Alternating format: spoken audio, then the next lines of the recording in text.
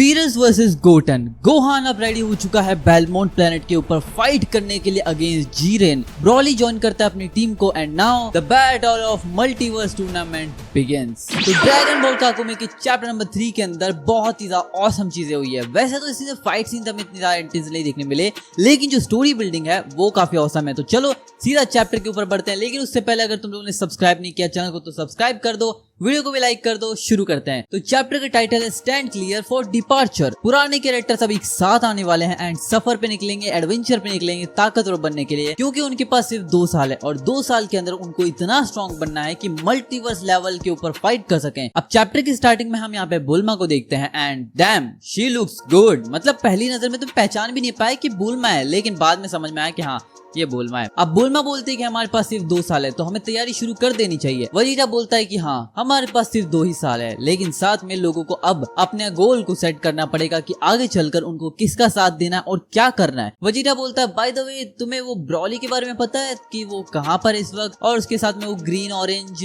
जो भी उसके एलियन टाइप दोस्त हैं उनको भी लेकर आओ ताकि हम उनकी भी हेल्प ले सकें, क्योंकि ब्रॉली सच में काफी ज्यादा स्ट्रॉन्ग है तो शायद हमारे काम भी आ सकता है। आगे वजीटा ये बोलता है कि मेरी तरफ से तो मैं अपना काम कर दूंगा, मैं गोटन, ट्रंक्स और गोहान को तीनों को 20 से मिलने भेजने वाला हूँ। अब यहाँ पे नेक्स्ट सीन के अंदर हम देखते हैं पिकलो को जो कि ट्रेनिंग कर रहा होता है, मेडिटेट कर रहा होता है एंड तभी वहाँ पे किसी की प्रेजेंस उसे फील होती है। पिकलो बोलता है क्या मैं आपकी कुछ हेल्प कर सकता हूँ। नेक्स्ट सीन के अंदर हम देखते हैं जैको को, जियान की बहन जैको नहीं, दूसरा वाला जैको, एलियन वाला, जानते हो कि नहीं तुम। तो जैको को यहाँ पे बुल्मा चिल्ला के बोल रही होती है कि तू मेरी हेल्प नहीं कर सकता एंड तू दोस्त होने का ये फर्ज भी नहीं निभा सकता। एंड एट दी एंड जैको मान भी जाता है एंड उसके बाजू में जो दोस्त बैठा था वो बोलता है कि तू इतनी जल्दी हार मान गया, जिसके बाद जैको बोलता है नहीं भाई, मतलब दोस्त के लिए तो इतना करना बनता ही है यार। बुल्मा बोलती है कि वो जैको कितना बड़ा कामचोर है, इतने ज्यादा इंपॉर्टेंट टाइप पे कि दुनिया खतरे में है, पूरा यूनिवर्स खतरे में है, उस टाइम पे भी उसको काम नहीं सोच रहा है, उस टाइम पे उसको मस्ती सोच रही है, मतलब हेल्प भी नहीं करना चाहता है। वजीरा बोलता है कि जब ये गुस्से में होती है तो इवन ग्रेटेस्ट वॉरियर भी इसको रोक नहीं सकते। Literally she become so strong. मतलब भाई बीरस को थप्पड़ मार दिया था यार, भूल गए तुम। अब वजीरा यहाँ पे अपनी बेटी को लेकर बाहर आ जाता है, लेकिन बुल्मा यहाँ पे अभी भी नहीं रुक रही होती। वो चिल्ला चिल्ला के ये बोल रही होती कि जैको जब धरती पे वापस आएगा वो लेटेक्स कोटेड बॉडी वाला एलियन,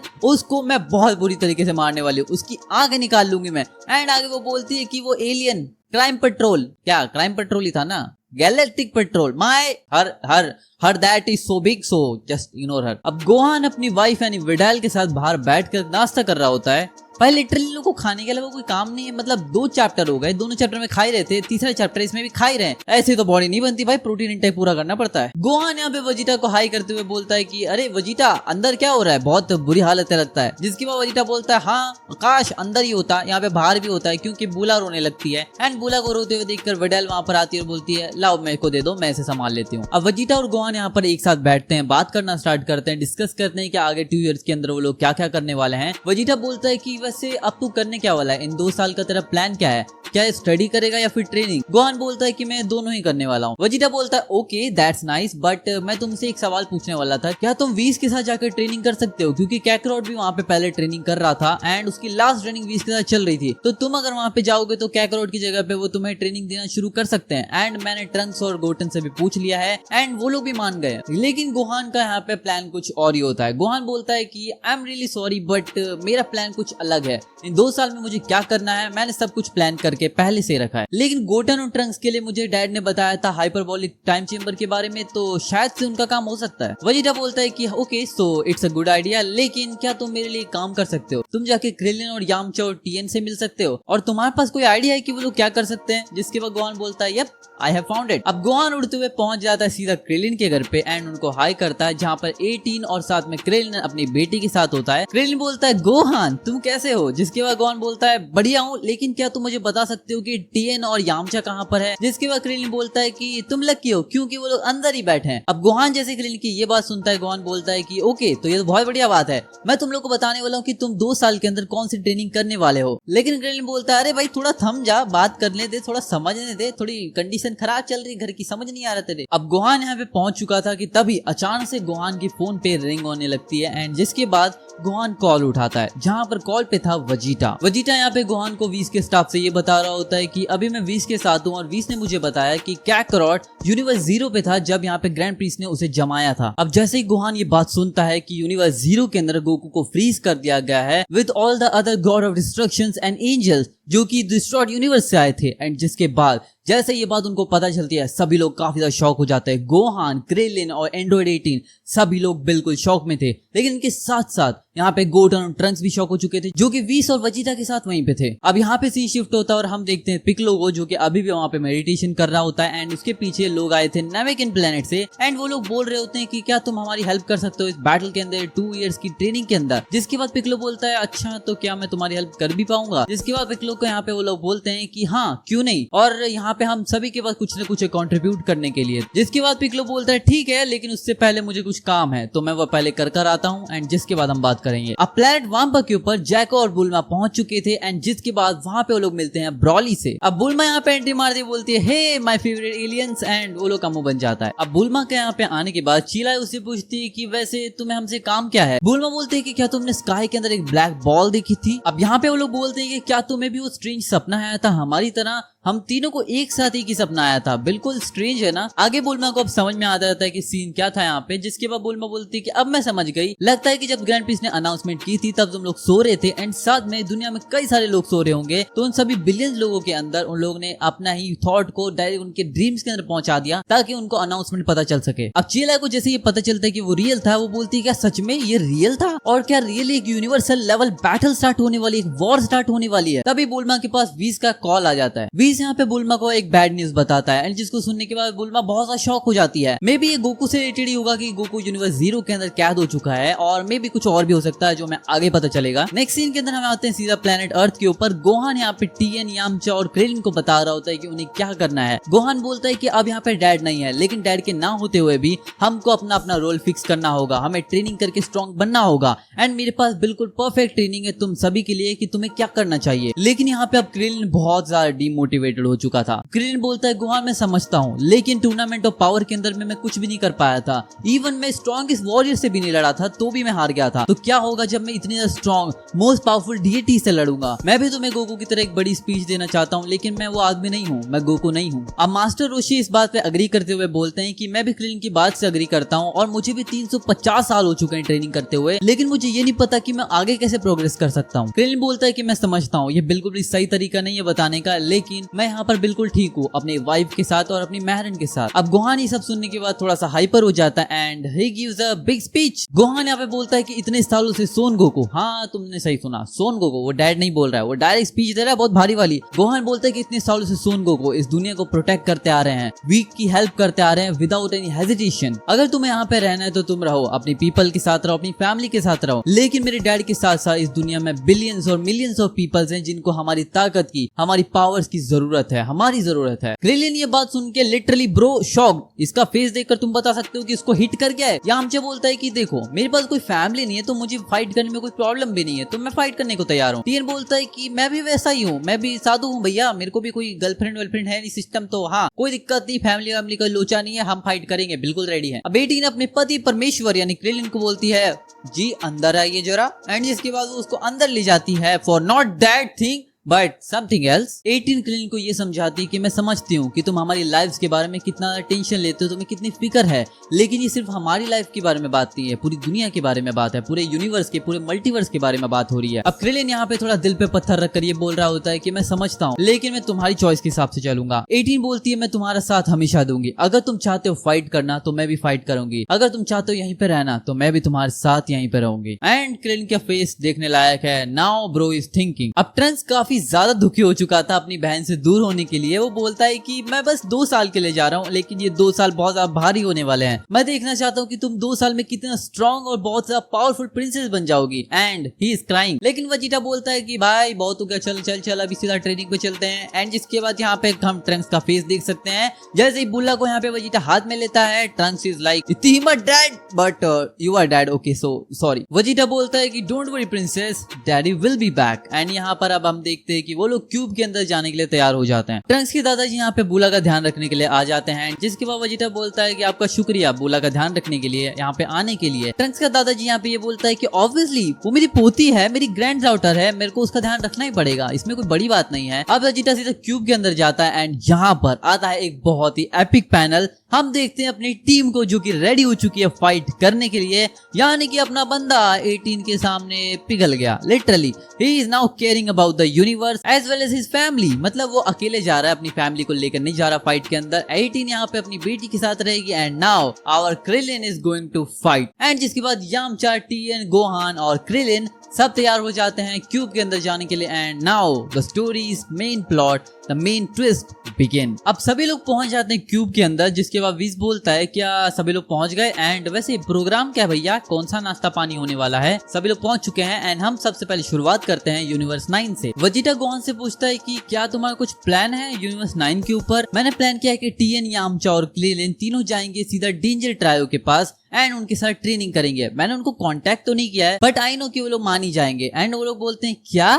वो 3 लोमड़ियों के साथ? यामचा यहाँ पे बोलता है वैसे तुम्हारा जो ट्रायो ऑफ डेंजर सही है, मुझे इतना कुछ खास लगा नहीं। जिसके बाद टीएन बोलता है ओ थोड़ा सब्र करो भाई, अपने ऊपर इतना भी ज्यादा घमंड न करो क्योंकि आगे चलकर बहुत कुछ हो सकता है। एंड सभी लोग हंसने लगते हैं। जिसके बाद यहाँ पे यामचा बोलता है वो तो मैं उनको दिखा दूंगा, वो लोग अपनी जिंदगी की मुझसे भीख मांगेंगे। वीज यहाँ पे अपनी क्यूब को तैयार करता है, उड़ाता है एंड जिसके बाद now they are going for universe 9। अब नेक्स्ट सीन के अंदर आते हैं फिर से वामा प्लेनेट के ऊपर, जहाँ से ब्रॉली को लेकर बुल्मा निकल चुकी थी जैको की कैप्सूल के अंदर। जैको बोलता है कि हिस्ट्री में पहली बार गैलेक्टिक पेट्रोल अब एक यूनिवर्स से दूसरे यूनिवर्स में ट्रैवल करेगी। चिलाई पूछती है दूसरा यूनिवर्स? बुल्मा बोलती हाँ सडाला प्लेनेट दूसरी जगह पे ही तो है। अब हमारे टैक्सी वाले भैया आई मीन वीस वाले भैया जो कि अपनी क्यूब लेकर पहुंच चुके थे यूनिवर्स 9 के ऊपर, यानी कि प्लेनेट कैलमेंट के ऊपर, जहां पे पहुंचने के बाद अब वो लोग रेडी है अंदर जाने के लिए। जिसके बाद क्रिलिन बोलता है वैसे ये टैक्सी बहुत बढ़िया है। जिसके बाद वीस बोलता है टैक्सी तुमने कहा? टैक्सी सच में? तुम्हें हमारे से डर नहीं लगता बालक? गोहान बोलता है काफी स्ट्रेंज है, ये प्लेनेट के आसपास इतना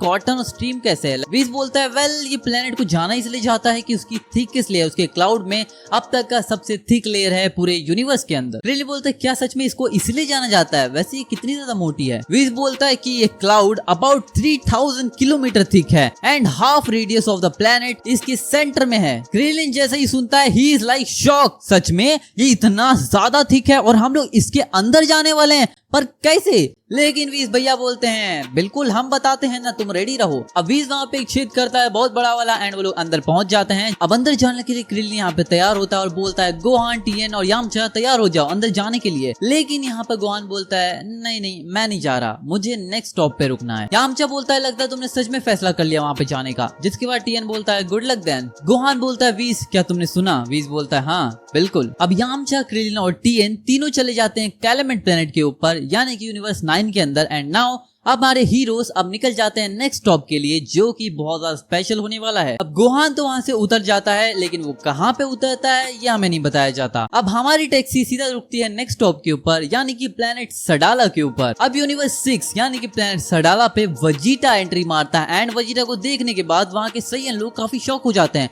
एंड बोलते हैं कि ये टेक्नोलॉजी कब से आने लग गई भैया, हम लोग को तो चल के जाना पड़ता है, तुम इतना टेलीपोर्टेशन जुत्सु कहाँ से ला रहे हो? अब जिसके बाद उनमें से एक बड़ा सैयन बाहर आता है, बोलता है ओ भैया तुम कहाँ चल दिए, लगता है तुम सैयन हो। क्या तुम सैयन हो? लेकिन वजीटा बोलता है तेरा बाप हूँ मैं। और जिसके बाद वजीटा थप्पड़ मारता है और बोलता है सैयन? अरे मैं प्रिंस ऑफ सैयन हूँ, अपनी औकात में रहा करो। वजीटा बोलता है एक हाथ वाला आदमी, एक आंख वाला आदमी और ये army of wimps, that wouldn't be worth a power level of 1000। अब वजीटा तो प्लेनेट सडाला के सैयन की बैंड बजाना स्टार्ट कर देता है और नेक्स्ट सीन के अंदर हम देखते हैं गोटन और ट्रंक्स को, जिनको वीस लेकर पहुंच चुका था यूनिवर्स 7 यानी बीरस प्लेनेट के ऊपर। जिसके बाद ट्रंक्स बोलता है देख गोटन वो प्लेनेट बीरस प्लेनेट पे आ गए हम। जिसके बाद गोटन बोलता है वैसे ही बहुत छोटा है लेकिन कोई बात नहीं भाई, खुद का प्लेनेट होना कितनी बड़ी बात है। अब बीरस जैसे ही देखता है कि वीस यहाँ पे बच्चों लोग को लेकर आया ट्रेनिंग कराने के लिए, वो बोलता है ना ना ना ना ना बिल्कुल नहीं, ये क्या चल रहा भाई, प्लेनेट को तुम जुआ का अड्डा समझ लिए, कोई भी आता बजा जाता है। आई मीन क्या? अब गोटन जैसे ही बीरस की ये बात सुनता है भाई रेज में चला जाता है, बोलता है क्या इतनी हिम्मत बीरस के बच्चे, आई मीन बिल्ली के बच्चे, मेरे डैड अब तक मर चुके होंगे सिर्फ तुम्हारी वजह से बीरस के बच्चे। बीरस बोलता है कि इस यूनिवर्सल लेवल महाभारत के अंदर तुम्हारे डैड हमारे लिए इतनी सी भी हेल्प नहीं कर पाते, क्योंकि इतने हाई लेवल के मैग्नीट्यूड के ऊपर बैटल जो होने वाली है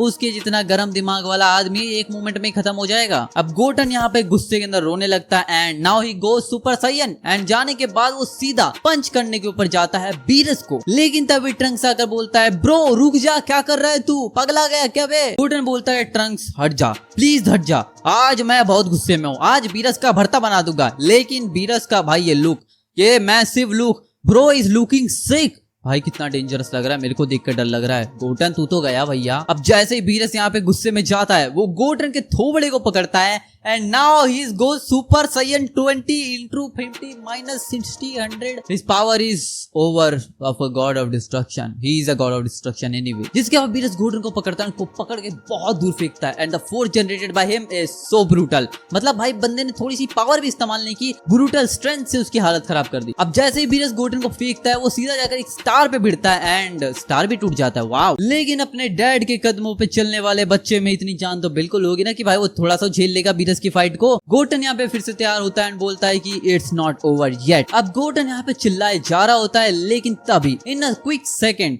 बीरस जाता है और उसे एक टिचकी फुटबॉल मारता है। यस, एक टिचकी फुटबॉल एंड ही खत्म। बीरस बोलता है वीस, मैं तुझे लास्ट बार बोल रहा हूँ, यहाँ पे और कोई भी गेस्ट नहीं आने चाहिए और ये ट्रेनिंग कहीं और जाके कर। जिसके बाद वीस बोलता है ठीक है माय लॉर्ड एंड जिसके वो लोग वहां से चले जाते हैं कि नहीं जाते हैं आगे पता चलेगा। अब यूनिवर्स 9 प्लेनेट कैलमेंट के ऊपर हम देखते हैं यामचा, टीएन और क्लेलिन को तीनों अब रेडी हो चुके थे ट्रेनिंग के लिए एंड वो लोग ढूंढ रहे होते, लोगों से बात कर रहे होते, अपने फॉक्सेस को पूछ रहे होते कि भाई आखिर वो लोग कहाँ पर हैं एंड यहाँ पर उनकी लैंग्वेज किसी को भी समझ नहीं आ रही होती। बट देन वो तीनों फॉक्सेस की नजर जाती है यामचा, टीएन और क्लेन के ऊपर एंड देखने के बाद वो बोलते हैं ये तीनों यहाँ पे क्या कर रहे हैं। अब नेक्स्ट सीन के अंदर हम देखते हैं प्रिंस ऑफ सैयन वजीटा को and literally bro to all of them in only 1000 power level. 1000 power level में भैया ने पता नहीं कितने सैयन को मारा भाई, गिनती भी नहीं कर पा रहा मैं तो। एंड ये बंदा अलग से क्यों पड़ा है? अब वजीटा यहाँ पे सभी लोगों को धोने के बाद थोड़ा पसीना वसीना पोंछ रहा होता है कि तभी वहां पे हम देखते हैं कलीफला को, जिसके सामने होता है वजीटा। कलीफला बोलती है कि भाई मेरे बड़ी लोगों को किसने मारा, किसकी हिम्मत? And he she is like shock,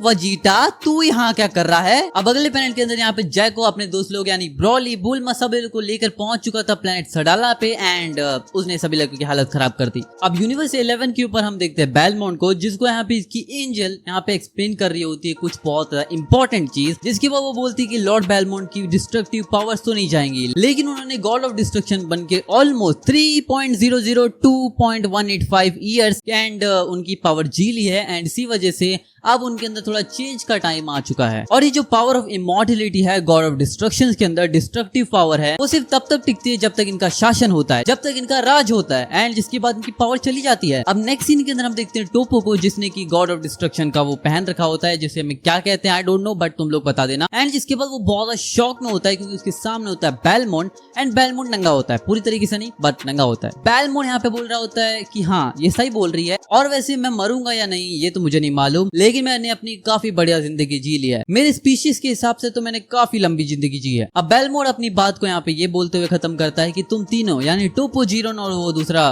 Beerus जैसे दिखने वाला बंदर, वो तीनों की वो काफी ज्यादा रिस्पेक्ट करता है, वो काफी स्ट्रॉन्ग वॉरियर्स हैं एंड जिसके बाद अब टोपो बोलता है आई एम रेडी। अब नेक्स्ट पैनल के अंदर हमें एक बहुत वीर्ड चीज देखने मिलती है, दो काफी जायंट मूर्तियां देखने मिलती है, मे बी यही गॉड ऑफ डिस्ट्रक्शन की पावर्स को या फिर रिलीज करती हो, एक्सचेंज करती हो दूसरे गॉड ऑफ डिस्ट्रक्शन को बनाने के लिए। अब जिसके बाद नेक्स्ट पैनल के अंदर हम एक बहुत ज्यादा एपिक सीन देखते हैं, हम देखते हैं टोपो को और बेलमोंट को जो कि अपनी पावर अप कर रहे होते हैं, अपनी की एनर्जी को बाहर निकाल रहे होते हैं एंड काफी ज्यादा डिस्ट्रक्टिव लग रही होती है ये। अब जिसके बाद उनकी शायद से फाइट होती है, ये क्या सीन होता है ये हमें अच्छे से दिखाया नहीं जाता, लेकिन हम देखते हैं कि एक मूर्ति पीछे मुड़ती है और उसके अंदर से एक पावर निकलती है और वो काफी दूर जाकर गिरती है। अब नेक्स्ट पैनल के अंदर हम देखते हैं बेलमोंट को, जो कि भाई कैसा लग रहा है भाई, मरीज लग रहा है, बहुत ही ज्यादा खराब। अब यूनिवर्स 11 के एंजल टोपो से पूछते हैं कि तुम्हें कैसा फील हो रहा है? टोपो बोलता है बढ़िया फील हो रहा है एंड तभी हम देखते हैं वहां पर बेलमोंट अपने घुटनों पर गिरता है। अब टोपो यहाँ पे काफी दुखी होकर चिल्ला रहा होता है लॉर्ड बेलमोंट की, तभी वहां पर एंट्री होती है एक बहुत ही ज्यादा अनएक्सपेक्टेड गेस्ट की, क्योंकि वहां पे एंट्री मारता है गोहान। गोहान बोलता है कि मुझे यहाँ पे क्या हो रहा है बिल्कुल समझ नहीं आ रहा, लेकिन तुम्हें मुझे काफी कुछ ऑफर करना है एंड जिसके बाद ये चैप्टर यहीं पे एंड हो जाता है। अब चैप्टर के एंड के अंदर गोहान इनसे ऑफर क्यों मांग रहा है, इसका रीजन तुम ही जानते हो कि यूनिवर्स 11 को रिकवर किया गया था सभी यूनिवर्सेस के साथ। किसने किया? एंड्रॉइड 17 ने, जो कि यूनिवर्स 7 से आता है। तो भाई थोड़ा बहुत तो लेन देन चलता है ना, गोहान थोड़ा बहुत तो मांगेगा। भाई तुमको जिंदा किया तुम कुछ नहीं दोगे, ऐसा थोड़ी होता है। एंड यहाँ पर अब बहुत ज्यादा सीरियस चीज ये है कि बेलमोंट की हालत खराब है, क्या वो मर चुका है या क्या वो जिंदा है, लेकिन उसकी पावर्स शायद से टोपो के अंदर जा चुकी है। मुझे लिटरली नहीं पता कि आगे क्या होने वाला है, हम जानेंगे नेक्स्ट चैप्टर के अंदर क्या एपिक चीजें होती हैं। तो हाँ, आज का चैप्टर यहीं पे एंड होता है और अब हम मिलेंगे सीधा नेक्स्ट चैप्टर के अंदर, जो कि होगा chapter number 4 and chapter number 4 में शायद से हमें जीरेन वर्सेस गोहान की बैटल देखने मिले, क्योंकि गोहान यहाँ पे ट्रेनिंग करने तो आया है। तो तब तक मिलते हैं नेक्स्ट वीडियो में, सायोनारा।